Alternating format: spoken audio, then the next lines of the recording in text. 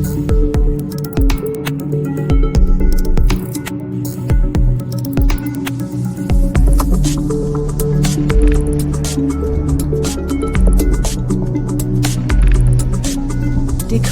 AI. Olá a todos, sejam bem-vindos a mais um episódio do Decoding AI. Nós hoje temos connosco a Márcia Santos, fundadora do AI Treino, uma plataforma de formação prática em inteligência artificial, Power BI e Excel, também docente universitária, uma entusiasta da inteligência artificial, como a Márcia nos confidenciava aqui um bocadinho antes de estarmos a iniciar este podcast. Para quem nos está a ver ouvir, portanto, já sabe que a nossa intenção é sempre trazer fazedores, pessoas que estão realmente a fazer acontecer nas mais diversas áreas, seja na liderança, seja na parte da gestão, do marketing, e a Márcia é também um desses casos. E, no fundo, hoje nós temos aqui um contexto onde, estando a Márcia muito próxima do mercado, na área da formação também, percebemos também um bocadinho os desafios que as empresas estão realmente a sentir naquilo que é o contacto com os profissionais que a Márcia também tem no dia-a-dia.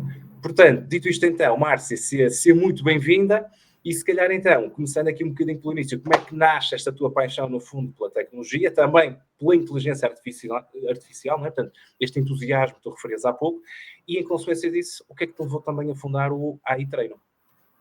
Marcos, obrigada por me terem convidado e Pedro também. Devo-vos dizer que o trabalho que vocês fazem de discussão e disseminação de temas de inteligência artificial e marketing, etc., é um trabalho super necessário na sociedade, ok? Discutir os temas. Quer dizer que vocês trazem aqui pessoas que utilizam ferramentas e conseguem dar uma visão de como é que podem ser aplicadas.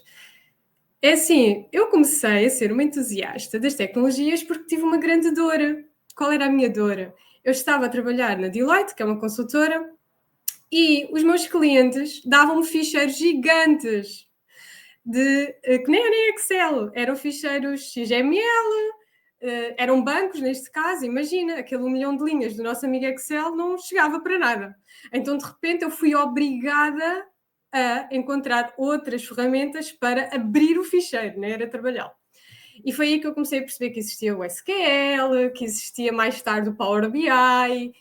Foi uma necessidade do contexto, porque não vale a pena tu saberes muito, independentemente da área, não é? Marketing, fiscalidade, comercial, e depois dão-te um ficheiro com dados, ouro, não é? Para as empresas, e tu nem consegues abri-lo. Foi esta a dor que me obrigou a partir pedra. Ok, tenho que encontrar maneira de trabalhar estes dados. Fantástico, ou seja, no fundo tu acabas depois por criar, e seguindo um bocado esta framework que nós muitas vezes utilizamos para a criação de empresas, acabas tu próprio por ter essa mesma dor tu próprio, não é? Portanto, esse mesmo problema, e acabas então depois no fundo por criar esta solução. Tu como é que daqui partiste então para o mercado, para a área da formação, para criares no fundo esta comunidade, ou seja, o que é que no fundo te levou, além desta dor que tu sentiste, o que é que te levou então a tentar também disseminar no fundo algo que é estrutural, não é? Portanto, é algo que é comum a todas as empresas, independentemente da sua dimensão. Sim, eu trabalhei muitos anos na Deloitte, ou seja, o meu foco era ser consultora e passado 10 anos terminei o meu doutoramento e comecei a dar aulas. E eu não queria tornar-me uma professora teórica, ou seja, eu queria ser uma professora que conseguisse dizer aos meus alunos, olha, nas empresas eles precisam de pessoas que saibam usar muito bem o Power Query, o Power BI, eu saber o que se passava lá. Porque senão, facilmente, Marcos, tu também dás aulas no ensino superior, é fácil tu ficares obsoleto no sentido de, ok, até podes ser um ótimo investigador, publicar papers, mas tu não sabes dar aos teus alunos, tu estás a formar para ir para empresas, mais do que testes em papel, ok? E não é isso que nós queremos. E o que eu fiz foi, ok, vou continuar ligada às empresas, vou continuar a fazer formação personalizada e isso vai-me obrigar a trabalhar as dores do cliente e perceber qual é a solução certa. O que é que acontece também? Chega a um ponto, Marcos e Pedro, acho que vocês concordam comigo, que o teu tempo não dá para tudo. Okay? Eu tenho 2 filhos, quero estar com eles, tenho a minha vida familiar, os meus amigos, etc. E eu, de repente, estava a ser solicitada para ir a vários sítios. Eu disse, não, tenho que criar aqui uma forma de disseminar a minha visão do que é que deve ser a aplicação de tecnologias numa empresa, de outra forma. Então comecei a gravar vídeos, a disponibilizá-los nesta plataforma que é a AI Treino, mas isto para mim é um hobby, ok? Isto não é... Eu não vivo para isto. Eu tenho a minha base financeira, que é ser professora no ensino superior, está ótimo.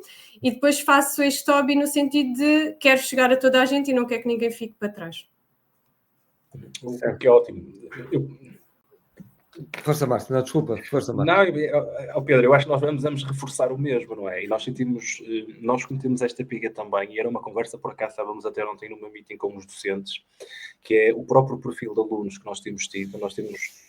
Nós temos 8 edições realizadas em 2 anos, e os perfis, nós também temos experiência noutras pós-graduações, e de marketing, mas nós sentimos que o perfil dos alunos é bastante sénior, ou seja, eles têm empresas, são decisores, e as questões que eles trazem para a narrativa que nós depois construímos na sala de aula, ou seja, nós efetivamente precisamos de ser e de ter experiência prática de mercado para conseguir efetivamente construir esta narrativa, porque se assim não for o caso, é muito difícil conseguirmos criar conexão, aportar valor para pessoas que vêm de uma sala de aula, mas que vêm do mercado, e portanto totalmente alinhado com o que disseste. É isso, Márcia. Eu ia reforçar um bocadinho isso, que é, acho que é transversal e sentimos em todas eu ia dizer até em todos os graus de ensino, não é? Que é o desfazamento realmente entre a parte, digamos, teórica e a parte prática, com agravante hoje em dia. Eu ainda ontem dizia aí num encontro que fui convidado, que o conhecimento é cada vez mais, eu sei que é polémico o que vou dizer, mas o que eu penso é cada vez mais irrelevante, não é? Porque o conhecimento é algo que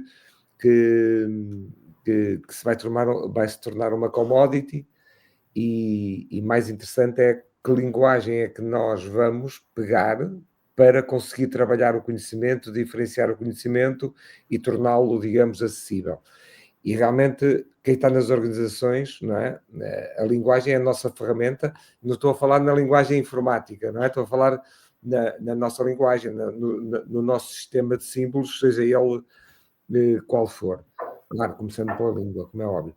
E depois há outra coisa que eu tenho verificado, que é, eu não sei, isto está debaixo de uma grande capa, que é o ensino, juntamente com a saúde, vai ser o setor onde a disrupção provavelmente vai ser maior com a inteligência artificial, mas há aqui uma situação que eu gostava de ouvir, que é, há outro desfazamento, e é um desfazamento que tem muito a ver com a tentativa de puxar quase tudo para professores a tempo inteiro, digamos assim, nomeadamente no ensino superior. Muitos alunos queixam-se do seguinte: eu vou trabalhar numa empresa, por acaso eu e o Marcos, por coincidência, moramos em Guimarães, os dois, ou não, por coincidência ou não, mas os exemplos que nós trazemos a maior parte das vezes, os casos práticos, etc., são de empresas que são empresas americanas, são empresas internacionais, e que aos alunos diz muito pouco. E eu acho que isto é um erro que nós não devemos cometer com a IA, que eu acho que está a acontecer esta questão, quando vamos para o ROI da IA e vamos medir o ROI, etc., nós começamos a fazer muitos castelos, não é? E esquecemos que há um tecido empresarial, onde nós estamos aqui em Portugal, em que 98% das empresas são PMEs. E eu gostava de te ouvir sobre isso. Qual é a reflexão que tu fazes sobre esta questão? Do ensino superior. Do ajuste ou não à nossa realidade empresarial, aos nossos empreendedores, aos nossos empresários. Eu acho que há um caminho a ser feito em todas as indústrias, okay? Não só na parte do ensino superior, mas em particular porque as pessoas saem da sua licenciatura com uma expectativa de verem ser contratados e terem um salário que eles perspectivam, e que muitas vezes, porque o curso não lhe deu as competências, não o conhecimento, mas as competências, para estarem numa empresa. Eu vou-te dizer qual é que é a competência para mim hoje, que o ensino superior devia dar, e se calhar até o secundário, e que eu não sei, eu não vejo isso muito a ser trabalhado, ok? E é uma competência que vocês vão dizer assim, o quê? Que é tu aprenderes a aprender sozinho. Sim. O que é que isto quer dizer? Eu vou-te dar um exemplo agora. Eu não tenho nenhum curso de tecnologias, zero. O meu curso foi licenciatura em gestão no ISEG e contabilidade num mestrado no ISCTE. E, de repente, eu estou numa empresa, ou estou a fazer uma formação de IA e eles dizem-me que têm um problema que é extrair dados de PDFs e organizar de uma determinada maneira. Exemplo típico, faturas, ok? Mas podia ser CVs e outras coisas. E eu sei que existe programas de automação, tipo o Zapier, o N2N, e eu tive agora, ontem de manhã, estive a fazer uma automação que mete as faturas numa pasta e sai colunas com os dados que eu quero daquelas faturas no Excel. Ok. Alguém me ensinou isto? Não. Mas eu aprendi, já tenho essa competência de saber aprender sozinha, ok? Percebo. Óbvio que eu tive a ajuda do meu amigo ChatGPT, não é? Como é óbvio, mas isso também faz parte do saber aprender. Como é que eu vou chegar lá? Como é que eu vou falar com alguém para me ajudar a chegar lá? Então, essa competência do saber aprender sozinho, será que nós trabalhamos assim tanto nas nossas cadeiras? Será que é aquele teste que me vai dizer se eu sei aprender sozinho? Pronto. Os jovens estão mais preparados para isso. Eu não vou contar essa história que já contei aqui do tal amigo meu, mas os jovens hoje, já há jovens que dizem mesmo isso, não é? Que aquilo que eu quero fazer profissionalmente, eu se calhar não preciso de ninguém para aprender. Mais uma vez, eu não vou contar a história, já contei aqui, mas rapidamente foi um jovem que disse isso ao pai, não é? Ao pai, eu vou fazer este curso porque tu queres, mas faço um acordo contigo, que é aquilo que eu vou trabalhar, eu aprendo 4 meses no YouTube, eu não preciso de professores, não preciso de curso nem nada. E eu acho que esta reflexão, e que estavas agora até a acrescentar mais um ponto, é importante para percebermos, porque tu, para aprender sozinho, como disseste bem, não é? Tu utilizaste o ChatGPT, portanto, nós precisamos também desta tecnologia, nomeadamente da AI, que nos permite hoje termos ferramentas melhores para aprender sozinhos. Sim, sim. Sim, mas depois há outro lado, não é, Pedro, que temos que falar, que é, ok, eu sei aprender sozinha a fazer uma automação, mas não foi isso que me fez ser professora no ensino superior, no sentido de tu tens que te relacionar com pessoas para te chegar às oportunidades. E não é tu estás no YouTube que vais chegar logo às oportunidades, ok? E o ensino superior dá-te o quê? Dá-te Erasmus, ok? Dá-te associações académicas, dá-te Tuna, Estamos de acordo. Tudo aquilo dá-te BIPs, ok? Se eu te contar, sabes como é que eu entrei para o ensino superior, neste caso para uma universidade onde eu dei aulas? Foi porque eu fui lá ser arguente, foi na altura do Natal, fui ser arguente numa dissertação de mestrado e cruzei-me com um dos coordenadores lá de um curso e na conversa eu disse que estava a dar formações de Power BI e aquilo acendeu-se ali uma luz na cabeça dele, epá, alguém já me pediu um professor nesta área. Sim. Era o YouTube e eu aprendi sozinha com o ChatGPT que me dava isso? Não. Então, eu acho que o ensino superior dá-me outras valências, além da competência técnica. Mas, sem dúvida, tu tens de sair de lá capacitado para aprender sozinho, e assim, exemplo, tu desta pessoa já sabe chegar lá. Certo. Agora, ele precisa de tudo o resto, porque nós somos seres humanos, e as pessoas têm oportunidades para nós, se nós dermos visibilidade que existirmos. Estamos de acordo, só que todos os players que estão à volta vamos chamar aqui, todo o ecossistema à volta da educação ainda está baseado no processo de aprendizagem do conhecimento, não é? Agora, o que tu estás a dizer é um facto, porque nós sabemos que a Google abre uma vaga para emprego e nos primeiros 30 segundos recebe, já não sei se são 100 ou 200 currículos, mas depois 90 e tal % das pessoas que entram porque têm um amigo lá dentro. Estamos a falar da Google. Mas isso não é mau, Pedro. Eu acho que na Deloitte nós tínhamos o sistema de referenciação também. Eu acho que eles preferem isso do que estarem... Claro, a minha defesa é essa. Eu acho que isso é bom. A minha crítica é muito clara. É que continuamos no nosso sistema de ensino baseado no conhecimento, avaliamos conhecimento dos alunos e não é isso que nós devíamos fazer, na minha perspectiva, mas é uma questão. E eu acho que a inteligência artificial hoje dá-nos essa ferramenta para nós, neste caso até para os alunos, serem mais livres para aprender sozinho, como estavas a dizer. E sobre isso, por acaso, saiu um estudo agora, não sei se vocês viram, na Nigéria, sobre o aprender sozinho e a inteligência artificial. Saiu um estudo na Nigéria em que eles puseram um grupo de alunos a aprender com o ChatGPT em inglês.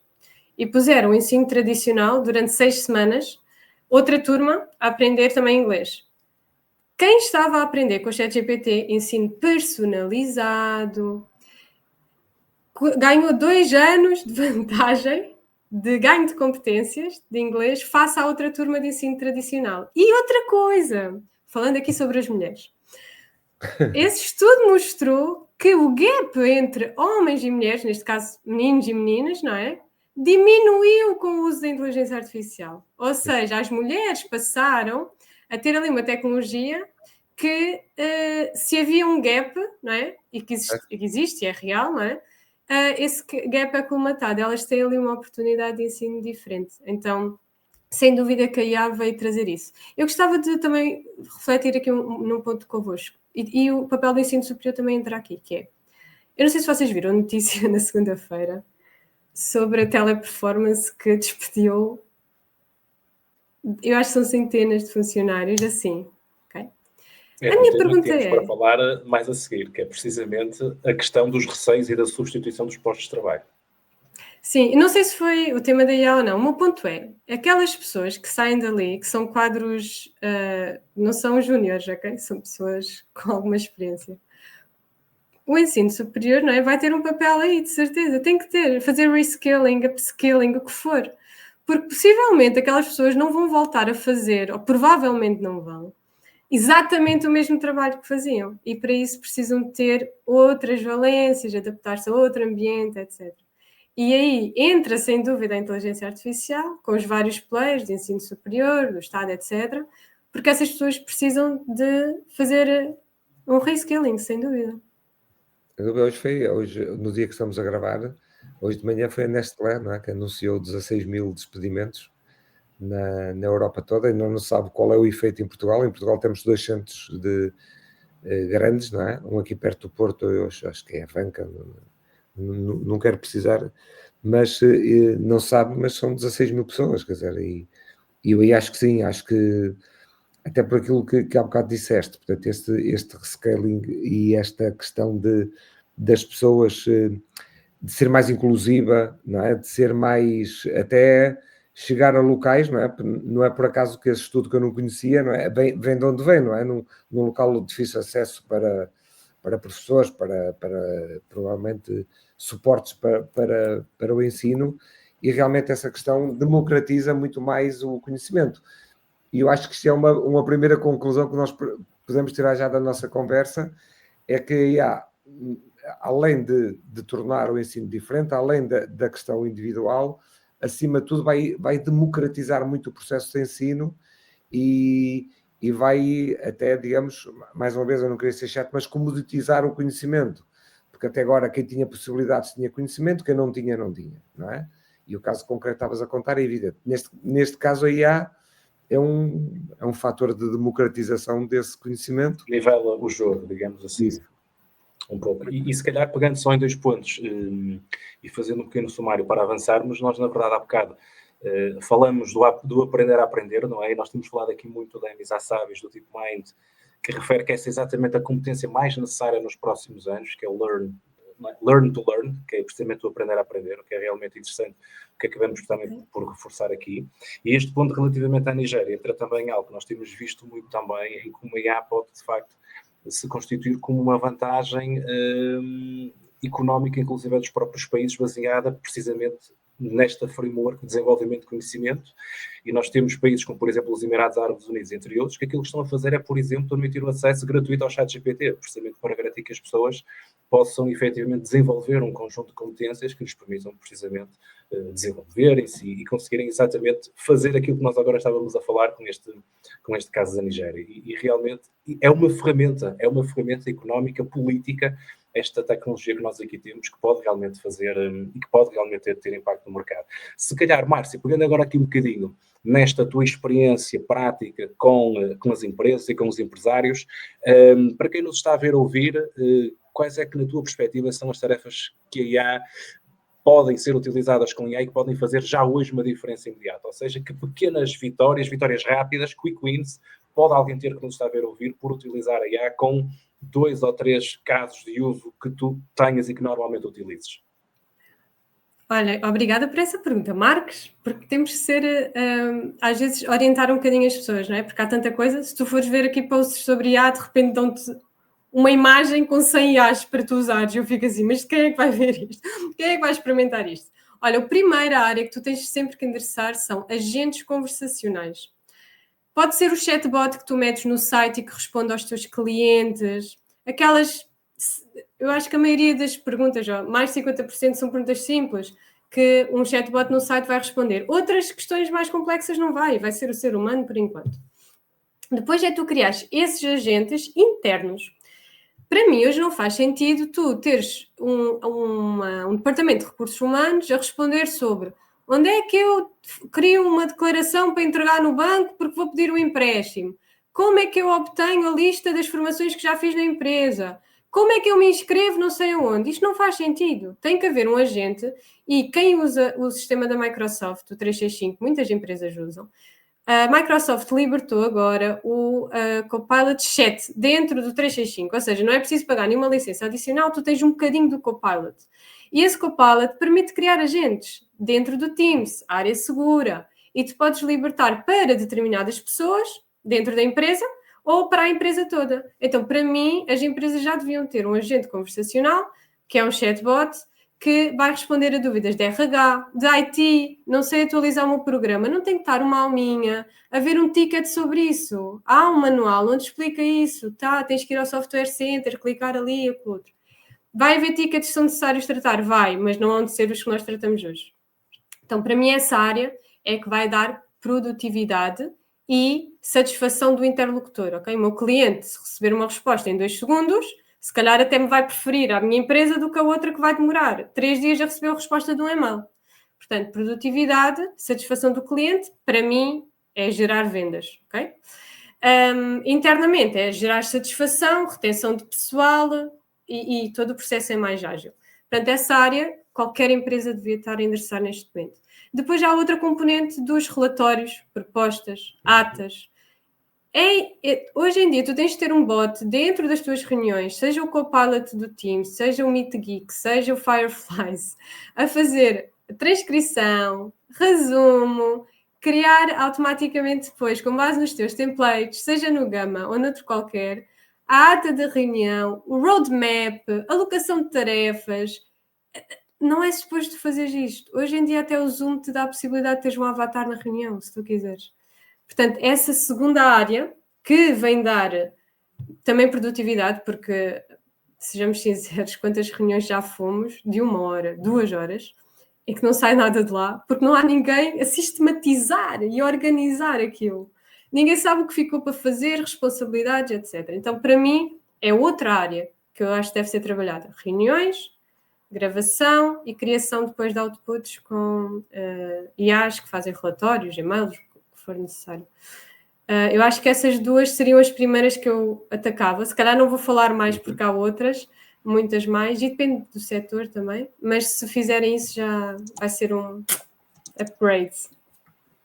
Sim, eu acho que são exemplos excelentes que tu trazes e eu creio que, mais uma vez, aqui a lógica é exatamente essa, ou seja, para quem nos está a ver ou ouvir, possa perceber já de uma forma muito prática, já hoje, como é que pode utilizar, de facto, a tool para aumentar a produtividade que tem internamente, porque, e como tu dizias há pouco, e por acaso deste um exemplo bastante engraçado, que é quando se falam em 100 ferramentas de IA, mas na verdade, qual é que é a probabilidade que nós temos de irmos a cada uma delas, utilizá-las e tornarmos, digamos, profícuos em cada uma delas?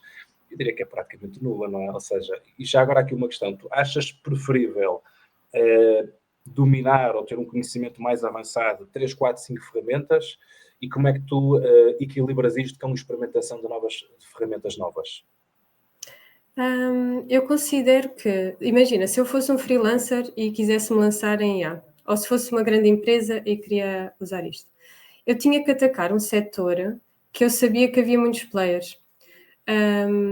Por exemplo, eu sei que há muitos consultores imobiliários no país.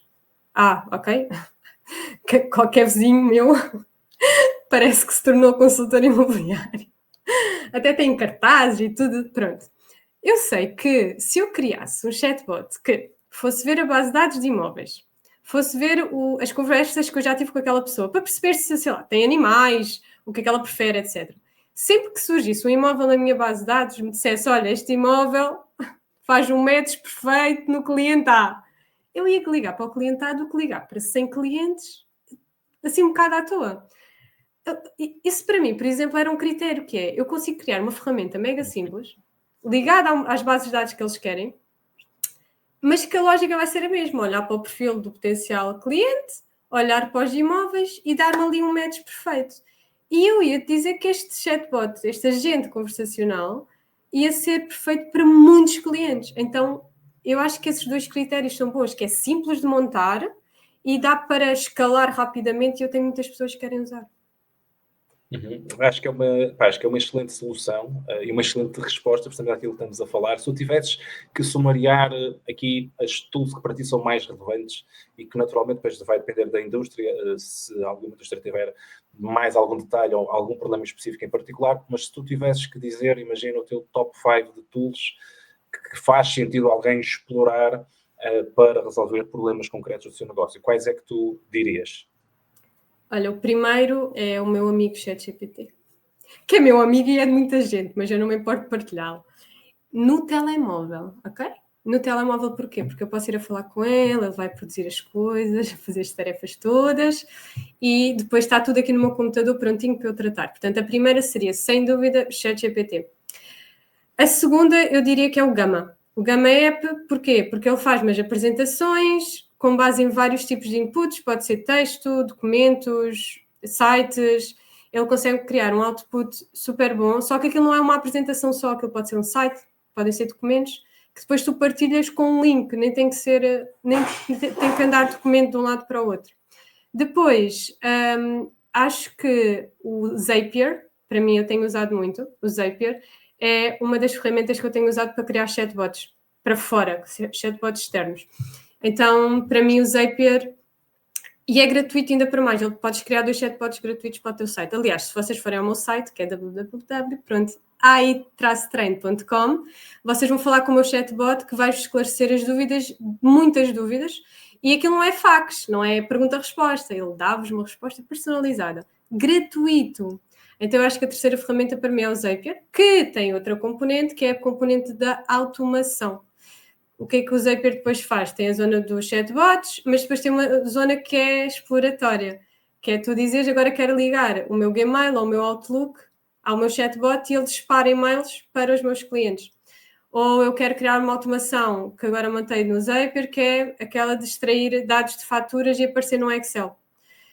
Eu acho que aí é quando tu escalas completamente e tu consegues ver aquela ideia de eu estou a viver a minha vida e a inteligência artificial está a fazer processos robóticos por mim, e não só robóticos, né? Responder a uma pessoa de forma personalizada não é um processo robótico. Então essa seria a terceira ferramenta que eu aconselharia. Assim mais, eu acho que aquelas ferramentas de bots de entrar nas reuniões, eu acho que é super útil. Pode ser o MeetGeek ou o Fireflies. Eu tenho gostado do MeetGeek porque ele tem uma, na versão gratuita, é assim mais abrangente do que o Fireflies para utilizarmos. E eu agora tenho endereçado outra área que não estava a endereçar tanto e as pessoas não pensam logo de início, que é a área das imagens. Não é uma coisa que tu penses assim, agora sou... Tu que és de marketing, se calhar sim. Mas não é uma área que as pessoas pensem muito.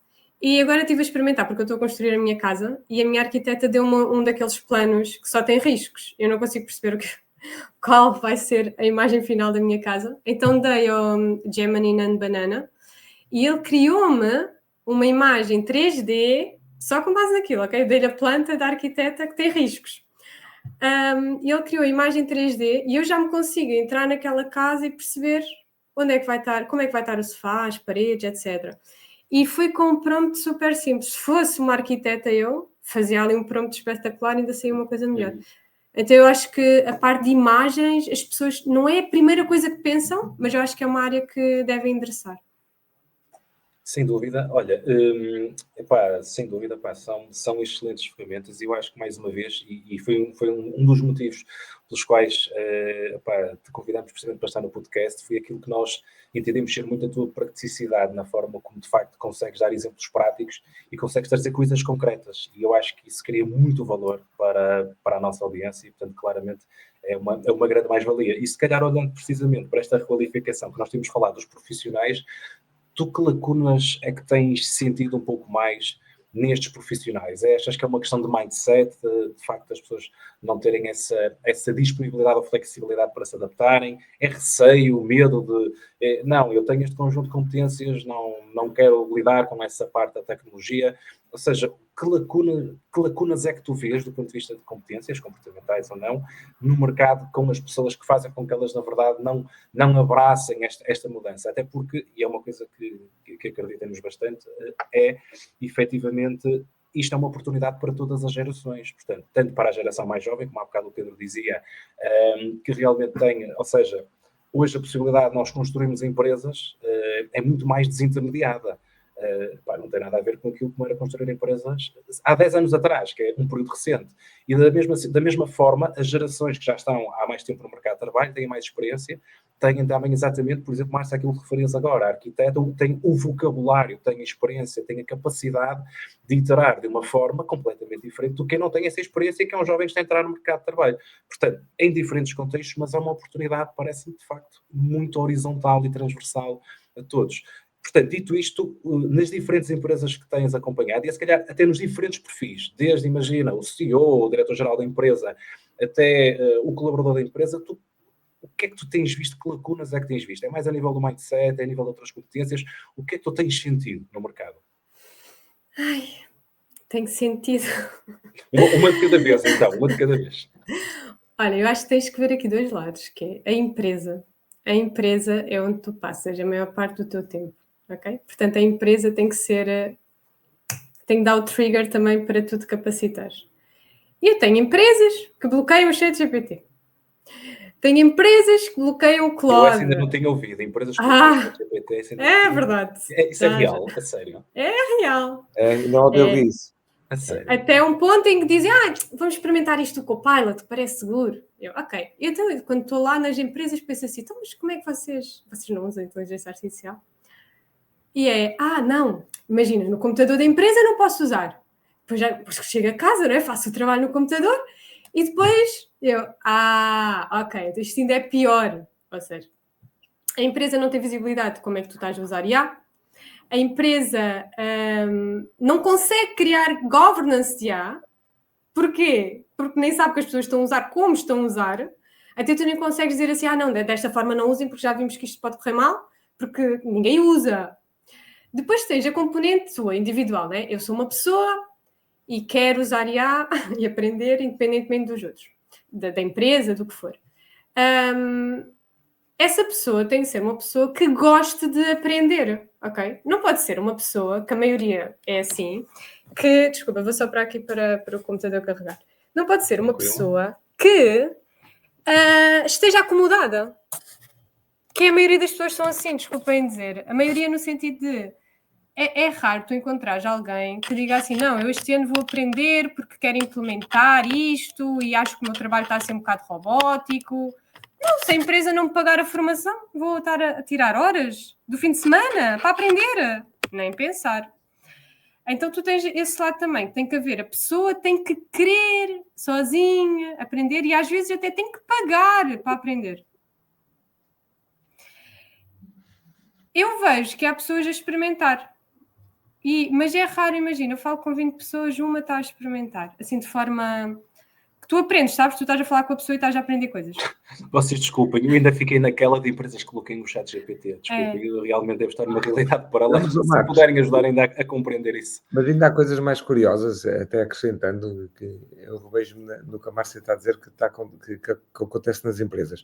E depois acontece aos dois níveis, não é? E depois há outro fator que é também muito interessante, que é o colaborador não utiliza no local de trabalho o ChatGPT, o AI, ou os instrumentos, com medo até, muitas vezes até para defesa do seu próprio trabalho, posto de trabalho, mais do que trabalho, mas em casa utiliza. Portanto, há aqui um certo confronto entre aquilo que se calhar até faz upload de documentos da própria empresa num chat GPT que não tem sequer... Portanto, não tem um nível de privacidade que não permite o treino do modelo, não é? A Márcia dizia, e muito bem, que falta governance, quer dizer, as empresas não estão a ver que vamos lá, dito de uma maneira mais clara, eles a utilizar-se estão, não tenho dúvidas, não é? E as empresas é bom que também não tenho dúvidas. A grande questão é se isso está a ser feito dentro de um meio controlado, acompanhado com a tal governança da empresa, ou se está a fazer na empresa ou muitas vezes fora, e muitas vezes há esse conflito. E é por isso que isto tem que ser um assunto tratado por todos. Isto tem que fazer parte da cultura da empresa, como nós já dissemos aqui muitas vezes, não é, Marcos? Ou isto faz parte da cultura da empresa ou isto pode correr mal. Porque também há esse fenómeno e esse é mais comum do que o que eu imaginava. Eu fui confrontado nos últimos tempos também num ou dois sítios que me pediram para estar, e realmente eu fui confrontado com isso, que é, muito bem, eu aqui na empresa vou dizer que não sei trabalhar com ChatGPT, vou dizer que nunca trabalhei, não quero ter, mas eu faço em nível pessoal, ou até ajudo os meus filhos a fazer os trabalhos para a escola, porque eu utilizo e sei. Não quero é pôr-me, digamos, em causa o meu trabalho, portanto, ainda não há essa coisa de que tu deves utilizá-lo até para defenderes o teu trabalho, não é? Por aquilo que nós já sabemos. E isso acontece. Eu não sei se vocês viram o CEO da Shopify, que sobre isto Sim. as pessoas terem que saber. Uhum. Ele basicamente disse assim: eu não vou contratar ninguém para esta empresa, a não ser que vocês, trabalhadores que estão cá, que fazem o vosso trabalho, me provem que a inteligência artificial não consegue fazer o trabalho que essa pessoa que supostamente eu vou contratar vai fazer. E o ponto aqui é, como é que eu provo que a inteligência artificial não consegue fazer aquele trabalho? Eu tenho que saber o que é que a inteligência artificial faz. Senão eu não consigo. Então o que é que ele está a dizer na prática? Ele está, ou seja, ali naquela empresa há um buy-in do topo, do tipo, não, vamos todos usar IA, ok? Nós vamos ter uma empresa de IA. E esse buy-in deixa as pessoas em baixo aptas, dispostas a praticar e a conhecer a inteligência artificial. E aí sim vão poder dizer, não, eu sei que a IA vai até aqui e esta parte não faz, precisamos de um trabalhador para isto, ou já fizemos e correu mal. Então, quando tu vês esse tipo de cultura numa organização, é obrigatório a pessoa usar IA, vai ter estímulos para utilizar IA, e eu acho que esse estímulo tem que ser coletivo, porque eu não sei se vocês sentem isso nos projetos em que estão. Eu, quando estou a criar uma ferramenta de inteligência artificial, se eu estiver a pensar com duas pessoas que também já usam inteligência artificial, eu vou encontrar uma melhor resposta. Agora, se eu estiver sozinha a tentar pensar, o agente que eu vou criar não vai ser tão bom. Então, cada vez mais tem que haver também O processo um criativo trabalho... é muito mais rico, sem dúvida. E a outra pessoa já, por exemplo, um agente conversacional sobre RH. Se eu trabalhar isto com várias pessoas, uma vai dizer assim, não podemos dizer isso ao agente porque já há muitos empregados que quando recebem esse tipo de resposta não gostam, não é? Estás ali a treinar um agente, ok, então nestas situações, tal e tal. E são as pessoas, Marcos, para pegar num tema que disseste há bocado da idade, todas as gerações têm a aproveitar, mas a que tem mais a aproveitar é a geração que tem experiência. Não é a idade, também posso ser uma pessoa de 40 anos que ainda não trabalhou nada de jeito. É quem tem experiência, quem sabe falar com o cliente, quem sabe criar relatórios, quem já criou relatórios com erros. São essas pessoas que estão mais aptas a treinar o agente de IA. Okay? Não é Já o viveram júnior um que problema? entrou... Sim, já viveram um problema, sentiram-no na prática, já o conhecem.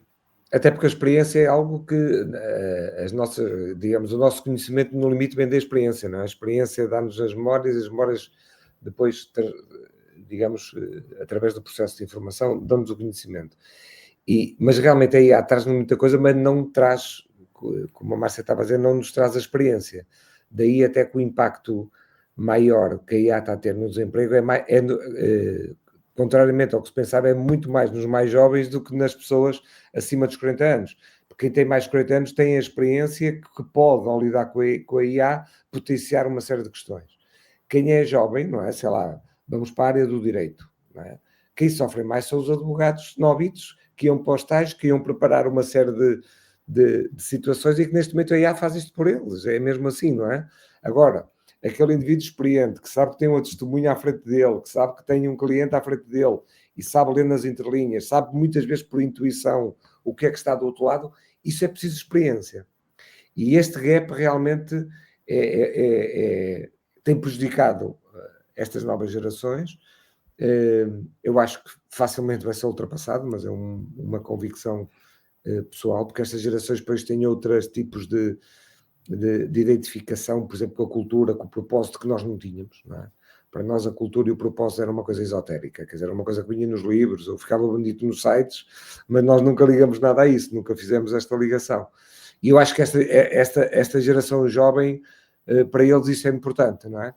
E depois isto é importante porque acrescentei só outra coisa, é que depois não há soluções ideais, como nós já entrevistamos aqui várias pessoas com várias soluções de IA. E a solução, não há uma solução para todos, não é? A solução tem muito a ver com qual é o teu negócio, o que é que queres para o teu negócio, qual é o teu propósito, não é? E isso é que deve ser, digamos, o funil para tu escolheres as ferramentas de IA. E voltando à questão das empresas, muitas vezes não é isso que acontece. Quer dizer, as empresas acontecem que escolhem esta ou aquela ferramenta porque alguém que eles conhecem também utilizam e não é assim. Tu tens que ser coerente com aquilo que é o teu propósito, não é? Então, se calhar... força, Márcia. Ia só dizer que nas empresas também há outro tema que é nós hoje em dia já temos agentes que se podem ligar ao nosso ERP, não é? Não sei quem nos está a ouvir, o ERP há de ser o Primavera, o SAS, o SAP, por aí. Só que de repente tu vais a uma empresa e tu percebes que as pessoas não usam o ERP no que devem usar. E estão sempre à procura do quê? Do botão que diz exportar para Excel. E eu, mas vocês têm metade dos dados em ficheiros Excel e têm outra metade no ERP. Pronto. O que é que isto faz? Faz com que haja um potencial de uso de IA em vários trabalhadores de empresas, só que de repente tu não tens dados com qualidade, nem centralizados, nem bem trabalhados. Então a IA, se não vai entrar dados de qualidade, também não vai sair de qualidade. Então há um desafio aqui que não é só IA. Eu muitas vezes, ainda agora estive a fazer uma formação na segunda-feira. Vamos usar IA no processo, não sei o quê. Mas qual é o processo? O processo é este, é que só tinha Excel ali. E eu, não, vocês não estão a perceber. Há aí coisas que vocês estão a dizer que nem precisam de IA. Precisam de usar o Power Query ou parametrizar o vosso ERP, ok? Não precisam de IA para nada. Eu acho que há aqui um potencial que já havia, antes de haver inteligência artificial, das pessoas usarem o ERP corretamente nas empresas, parametrizarem, deixarem de clicar no botão de exportar para Excel, para, de facto, conseguirem potenciar agora. Quem fez isso agora pode usar IA ligada ao ERP. Sejam mais novos ou mais velhos, conseguiam fazer essas automações, ok? E criar outputs de qualidade. Para mim, o que eu vejo nas pessoas mais jovens é outro desafio que é... Eu estava a ver um estudo há bocado que era os jovens saem da casa dos pais aos 29 anos, em Portugal. Qual é o teu estímulo que tu tens para trabalhar, né? Das 9 às 18, mais transportes, que era o meu caso, ok? Saía às 7, chegava às 20.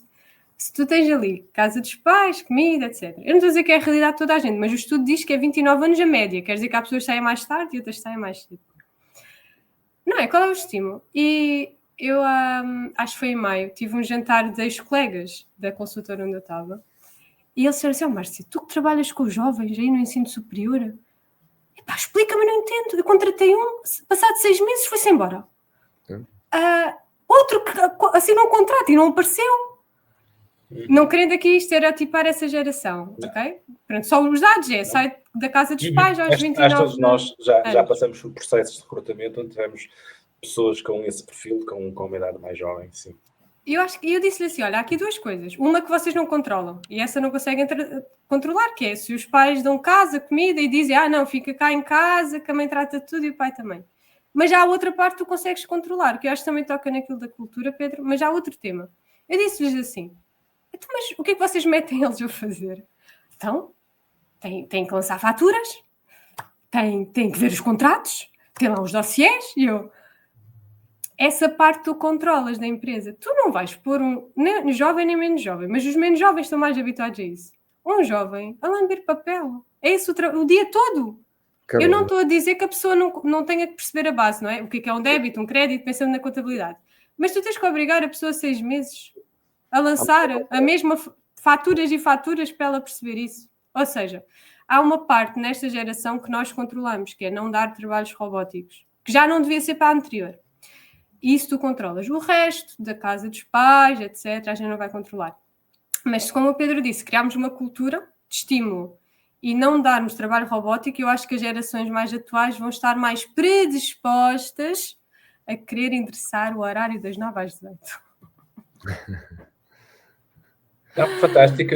Eu acho que, Pedro, não sei se queres, eu basicamente só tenho aqui mais duas questões para finalizarmos, mas se calhar eu até acho que vai bater um bocadinho, eu se calhar coloco esta questão agora, porque acho que vai até sumariar um bocadinho, que é, no fundo, nos próximos anos, se nós olharmos para os próximos 3 a 5 anos, ou seja, se nós em 2, 3 anos já tivemos aquilo que temos ao dia de hoje e a velocidade que tudo aconteceu, quais é que, no fundo, podem ser as competências que estes profissionais devem desenvolver, no fundo, para serem relevantes no mercado. E o serem relevantes no mercado é criarem os seus próprios projetos ou trabalharem por conta de outrem. Ou seja, quais é que são estas competências? São essencialmente human skills, que nós aqui estamos a falar, ou além destas também faz sentido existirem outras?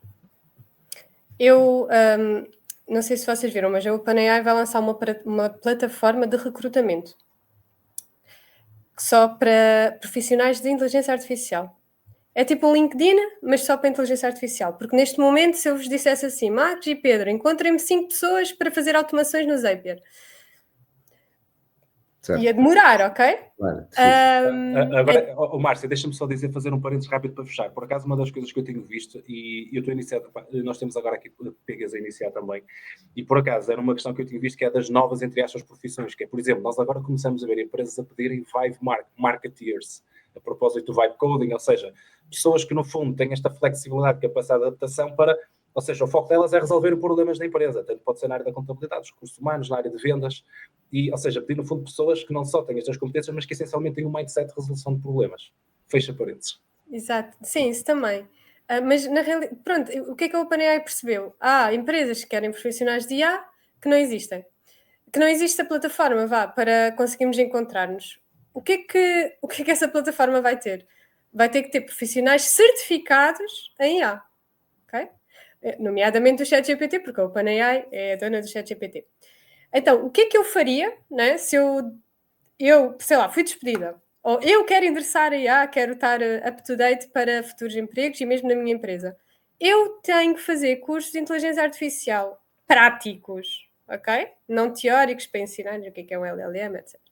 Práticos. Eu faria isso, porque as próprias plataformas vão ter, o LinkedIn também, já podes pôr lá certificados de inteligência artificial. As empresas querem contratar pessoas que tenham inteligência artificial como competência. Então, uma das coisas que eu, sem dúvida, faria era cursos com inteligência artificial para não só praticar, criar as minhas automações, mas poder ter visibilidade no mercado como sendo um profissional que usa inteligência artificial. Outra coisa que eu faria, que toda a gente já devia fazer há muito tempo, que é o que eu faço no meu LinkedIn, tu tens que mostrar o portfólio dos teus projetos. Eu quando criei, por exemplo, eu fazia sessões de Power BI. Eu que criei um Power BI, que era um CV em Power BI, e publiquei no meu LinkedIn. Quem procurar Power BI vai aparecer o meu perfil e vai ver que eu sei criar, porque até criei e está lá para a pessoa descarregar e usar. Então, se eu fosse pensar no futuro, eu usaria o LinkedIn e no futuro aquela plataforma que a OpenAI vai criar para mostrar o portfólio dos meus produtos. Porque aí tu já não vais para uma entrevista com uma linha no PDF do CV a dizer eu tirei um curso de IA. Não, eu tenho aqui... Vais com o portfólio, não é? Eu uso e está aqui, se quiseres podes experimentar. Estás a perceber? É tu dás visibilidade mesmo como tendo competências. Então eu acho que esses dois caminhos eu faria de certeza. E não vale a pena estar à espera que a tua empresa te pague uma formação. Ainda para mais existe o cheque digital, 750 €. As pessoas não conseguem tirar uma formação de IA. Não podem tirar aquele fim de semanazinho porque... Estás a perceber? Tem que haver aqui uma aposta, não é? Um investimento em ti próprio. Sem dúvida alguma, sem dúvida alguma. Pedro, não sei se queres comentar. Assim, eu no fundo ia concluir, Pedro, e se calhar, e para juntar e para concluirmos também o podcast, que era no fundo, ou seja, no fundo as duas coisas estão ligadas, que são as competências e os conselhos que nós, na verdade, poderíamos dar a um gestor que quer preparar a sua equipa para o futuro, mas, na verdade, este gestor é uma pessoa e ele lidera pessoas, não é? E, portanto, no fundo, é o conselho que nós, no fundo, nos devemos dar a nós mesmos para nós próprios prepararmos o nosso futuro e a nossa adaptação ao mercado. Como é que vem isto? Pois, a liderança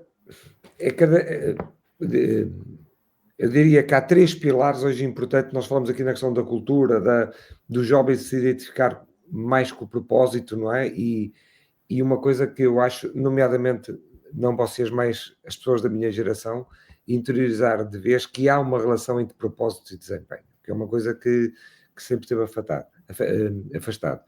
E eu diria, e só conseguimos construir essa ponte hoje, só conseguimos construir essa ponte entre o propósito e o desempenho se tivermos 3 coisas. Uma que acabamos de falar é, temos que passar pelos jovens, eu sei que eles nos dizem muitas vezes que não querem liderar, etc. Eles muitas vezes não querem liderar porque olham para nós e não se identificam como nós éramos a liderar, que fazíamos conversas de corredores, que tirávamos o tapete a pessoas, não é? Tudo aquilo que a gente sabe dessa panóplia. E eles aí não se identificam. E nós temos que perceber porque é que os jovens dizem hoje que não querem liderar. Eles estão-nos a dizer outra coisa, eu não quero ser como tu. Eu não quero liderar equipas como tu, que para ti só existe a dopamina, não existe mais nada, não é? Daí um conceito que eu até desenvolvi, que é o paradoxo da dopamina, não é? Que é uma coisa que é. Portanto, primeiro, geração Z. Segundo, a IA, que estamos a falar. Não é possível hoje linkar estas duas coisas sem IA. Daí sempre aquela questão que há bocado falava com a Márcia, da força que temos que fazer, de que se a IA é um dos 3 pilares para ligar o propósito ao desempenho, então é importante que ela tenha esta coerência com o propósito. Nós já entrevistamos aqui marcas, pelo menos uma delas, Marcos, que disse muito bem, se eu tenho nos valores que a proximidade com o cliente, eu não quero chatbots.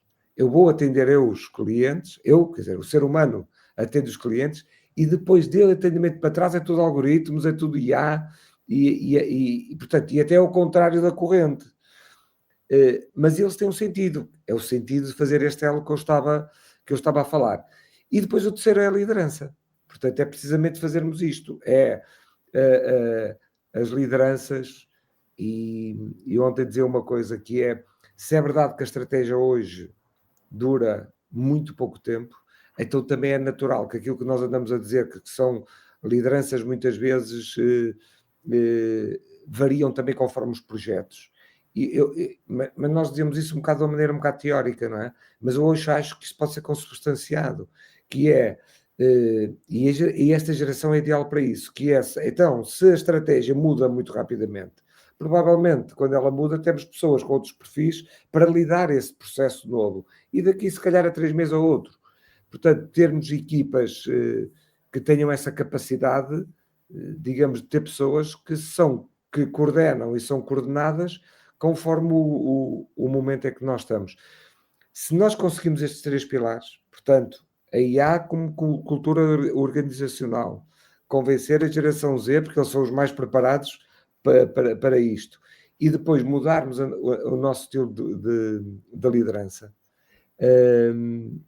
eu acho que nós temos então o puzzle completo. Boa. Márcia, queres finalizar? Olha, depois do que eu disse sobre a capacitação, né, de nós próprios, eu convidava as pessoas que virem este podcast a experimentar alguma das ferramentas que nós falamos e a explorar o que dá para fazer com elas. Neste momento tens tantos vídeos que podes ver como exemplos, como aquele exemplo que vocês deram do rapaz que aprende no YouTube. Portanto, não há desculpa para as pessoas não perceberem o potencial do uso de uma ferramenta em que tu falas com linguagem natural. Não é programação, não tens que ter um curso de informática, tens que falar em linguagem natural, a linguagem que tu usas. Então, eu acho que deixava aqui esse desafio, independentemente da idade, de experimentarem alguma ferramenta de inteligência artificial e depois porem lá feedback no LinkedIn quando for publicado este podcast. Boa. Começarem a construir o seu portfólio ou amplificar o mesmo. Pedro, não sei se queres dizer alguma coisa. Não, está perfeito. Está feito. Pronto, dito isto, Márcia, muito obrigado pela tua disponibilidade. Para quem nos está a ver ou ouvir, já sabe que nos pode seguir quer no nosso canal YouTube, LinkedIn ou Spotify. Acho que foi muito interessante, com essencialmente casos muito práticos e rapidamente acionáveis, que eu creio que era também aquilo que nós queríamos hoje, era a nossa intenção principal. Muito obrigado a todos e até breve.